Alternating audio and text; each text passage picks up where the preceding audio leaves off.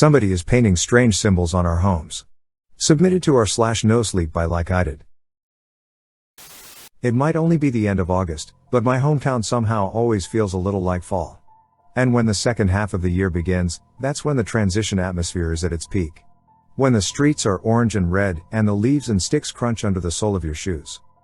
When all the coffee places change their menus to drinks with cardamom, vanilla and anise but never cinnamon or nutmeg. That's when you walk through town and hear some musicians playing on their acoustic guitars. My town must by far be the coziest place on earth. Though I wouldn't know for sure because I have only ever lived here and nowhere else. I have, however, noticed the way it's been changing in the past year or so. Something about this place has always been maybe just a little bit odd but never too much, and the advantages have always outweighed the possibly not so great parts of life here. At least to me. I've never really known loneliness, possibly because of my big family. I have 3 younger siblings and 3 older ones. My youngest brother is 4, and my oldest sister is 28 and has already moved out. Not far away though, only 3 streets further, near the cemetery and the chapel. Justine has always been a bit annoying, and so is her boyfriend, who she moved in with. In contrast to me, she is always up everyone's business, she talks a lot and very fast and loves to gossip about everyone. Honestly, sometimes though, it feels like she never moved out, considering how much time she spends at her old home. For the past week, she hadn't come by at all though, because she was sick. That's why my mom sent me on my way to her place one afternoon, with a big pot of fresh pumpkin soup. It was the beginning of fall after all, even if not officially and probably exclusively for our town, but that meant that the imported pumpkins were freaking everywhere. I didn't really feel like visiting Justine because I knew that even if she was sick, she would find something to nag about. She would criticize my choice of clothes because my denim jacket was too big or because my sneakers looked too dirty, or she would ask about school, which was even worse. I don't know if it's the age discrepancy, but I get along the least well with my oldest sister. And even less so with her boyfriend Derek. But at least I wasn't alone on my way to their small home. My neighbor and best friend Jimmy was joining me because he had nothing better to do. And after dropping off the soup, we would go grab some coffee or walk through the woods. That afternoon almost everything looked very ordinary. The crisp leaves, children running around playing, smoke coming from a few chimneys even if it wasn't that cold yet. There really was only one thing that was different that day, something that we had been seeing occasionally in the past year but not very often. Now they were spreading like a disease. The symbols. We had no idea what they meant or who drew them, but you could find them on the front walls of different houses, usually as big as a regular-sized window and always painted the color in red. My dad said it's thieves, Jimmy said as we walked past a house with a new symbol on it. They draw symbols on homes to communicate with other thieves or whatever, telling each other what homes to rob or stay away from. It's pretty common. Just like me, Jimmy had never left town, so he wouldn't know what could be common. His dad, however, worked as an exporter and would go to other cities and towns quite regularly in the past. Why would they help each other? I asked. Jimmy shrugged. Or I guess the more important question would be who could they even be? I added. This really wasn't the kind of place where people would rob each other's homes, and if someone did, we would have heard about it. Maybe it's a prank. Or an omen. We stopped just right in front of Justine and Derek's home and lifted our heads. There was a symbol right above their door, and the way the paint was dripping down, it seemed fresh. The symbol was a half circle, almost like a moon, with an unnaturally realistic ear next to it. What the hell? I knocked on the door, but she didn't answer. Probably asleep, I said, slightly relieved, and got out the spare key she had left at our place. Justine? I called, and shortly after, I heard her answer, up here, in a creaky voice. I instructed Jimmy to bring the soup to the kitchen and walked up to my sister's bedroom. She was lying in bed underneath at least 3 blankets, looking miserable, with her skin being even more pale than usual. Wow. You look awful, I blurted out. Justine rolled her eyes. Well, I feel awful. Where's Derek? I asked. Is he not sick?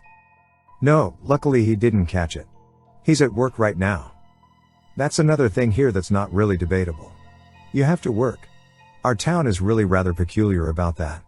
It doesn't happen often that someone gets sick at all. If both of them were and they couldn't work, well, it wouldn't be great. I nodded. Did you know someone drew a symbol on your house? I asked. For a second, her tired eyes opened wide. Bastards. I don't get who the hell would vandalize our beautiful town like that, she said, suddenly not looking that sick anymore. I shrugged. Honestly, I couldn't care less, it was only some paint after all. Now that you're here, would you mind helping me clean it off? She asked. By helping, of course she meant if I could just go ahead and do it as she was feeling so awfully sick. It took Jimmy and me almost an hour to clean the symbol off and then another one to clean the floor because of all the red water that dripped down. If your dad's theory is true, I said as we were getting ready to bring the cleaning supplies back inside, what would they even steal from Justine's home? Derek's ugly-ass paintings? I laughed. Do you have a problem with art, Joe? My heart almost skipped a beat when I heard Derek's voice behind me. I need to learn to check my surroundings before gossiping. I turned around slowly, trying to laugh it off, but Derek did not look amused. He was standing there, big and tall, much taller than he normally seemed. He had this incredibly serious look on his face, and I was looking for a way to say sorry, even if I didn't think what I said was that bad. His paintings really were ugly. Why would you touch something that isn't yours? He asked totally out of nowhere. His face seemed even tighter, and the words came out of his mouth so forced that he spat a little. What's wrong with you? I asked. We didn't touch anything. Sorry, Jimmy chimed in after Derek made some uncomfortable eye contact with him. Justine asked us too.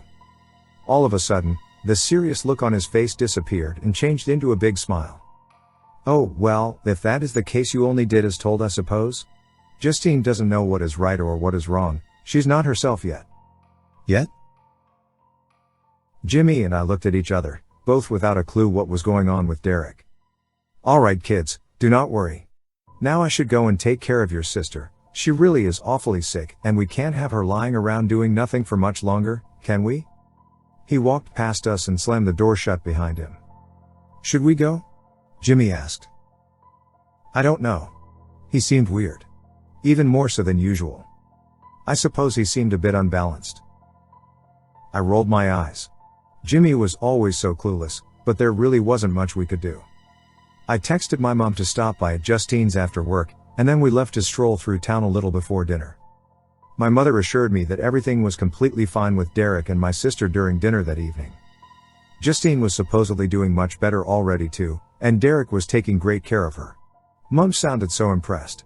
My parents were never too fond of Derek, but suddenly Mom acted like he was the perfect son-in-law. He's working so hard lately. And the house was in absolutely perfect shape too. Well, except for the nasty symbol out front. It was back? I asked. Mom looked confused for a second, but then she described the same half circle with the ear drawn above the door. It wasn't even night in between. If someone came around to paint it there, somebody surely would have seen. But from what my mother and siblings said, nobody ever saw who drew any of the symbols. Well, either that or people were lying. Most people here prefer lying because telling the truth at times could be quite dangerous. I heard Mr. V came to visit recently. It wasn't an official visit though, almost nobody saw him, my slightly younger sister Alyssa said. He never randomly visits, it must have something to do with the symbols, right? My heart suddenly started racing. People would never admit it, but the head of our town is kind of a scary man. Well, people must be scared of him, or else they wouldn't accept all the odd things that happen sometimes. Maybe you should stop asking all those questions, Joe. You know that will only get you in trouble, my older brother finally said after I wouldn't stop talking about the symbols all throughout dinner. I agree, my father added. It might be new and we don't understand it, but we don't need to understand everything. I rolled my eyes but knew that I should better be quiet. I went to sleep pretty early but woke up when it was still night, and that's when I heard the noises outside. Even though I was tired, I immediately jumped out of bed because I wanted to see if there were people outside drawing symbols. What I saw, however, was much weirder. There were figures walking around the street, a dozen at least. This was quite unusual. Our street was one of the quiet ones. If it weren't for the moon and the dark sky, I would have guessed that it was the middle of the day. There was a man checking a mailbox that didn't belong to his house. A woman walking around with a leash that had no dog attached to it. Children running around but falling after less than 3 steps. I suppose it's hard to imagine, but it appeared as if they were teaching themselves how to act like neighbors. But those people weren't strangers. They were regular neighbors, acting scarily regular. Not knowing how to make sense out of this situation, I went to my parents' bedroom to wake them. When we looked out the window together, we noticed that there was somebody standing on our lawn with a hose in his hand. When he noticed us staring, he looked up and waved. Shortly after, the three of us were on our way downstairs to the front door. "Is everything all right, neighbor?"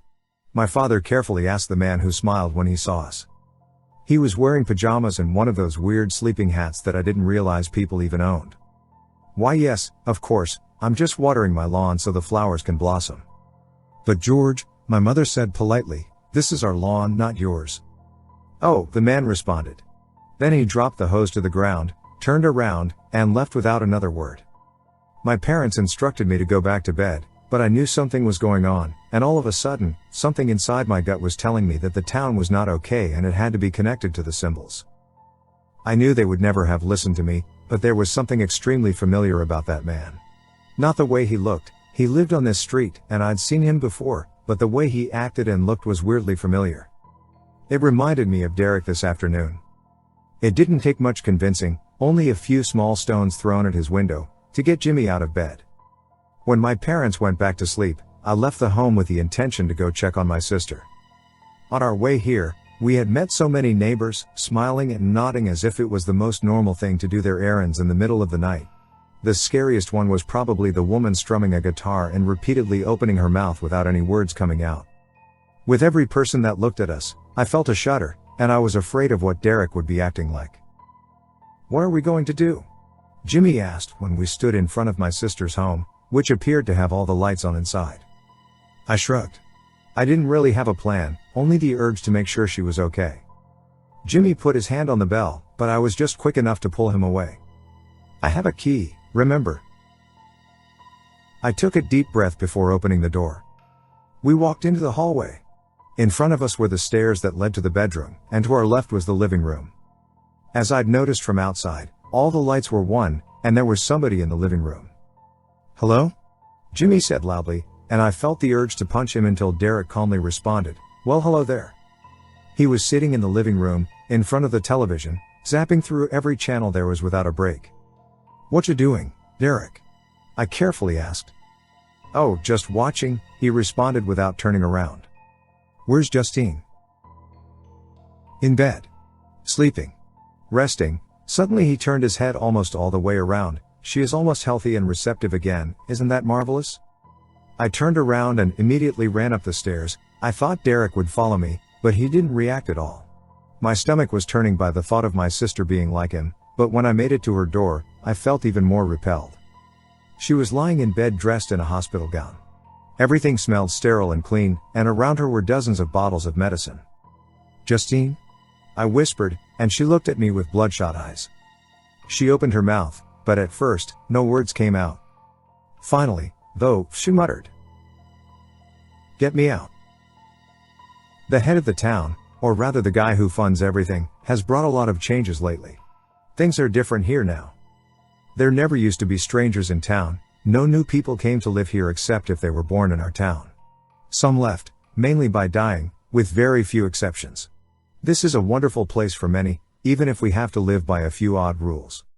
It is cozy and nice, and every day feels like the beginning of fall. With all the faces of people still looking somewhat the same, there were new people in town. In all the houses with the symbols lived strangers. They took over the lives of the people who lived there before and tried to mold this place to make it their own. To replace everyone who doesn't fit in perfectly. Because of the flu, Justine didn't seem to be receptive. That's why the creature inside of Derek tried to heal her. We managed to get her out. Surprisingly, he didn't fight us. I suppose he thought it wasn't necessary. All the people in our town who were in need of changing soon would be. It's a process, and they have only just started.